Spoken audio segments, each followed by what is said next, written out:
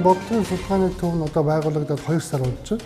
Хотын тулгымцсан асуудлуудыг шийдвэрлэх, хотын хөгжлийн стратегийг боловсруулах асуудал дээр ер нь бол шинжлэх ухааны үндэслэлтэй судалгаанд суурилсан байдлаар асуудалд ханддаг одоо ийм болж байгаа. Энэ агуулгынхаа хүрээнд хот дээр бол одоо олон судалгааны ажлуудыг бид одоо манай судалгааны төвөөр дамжуулаад хийгээд эхэлсэн.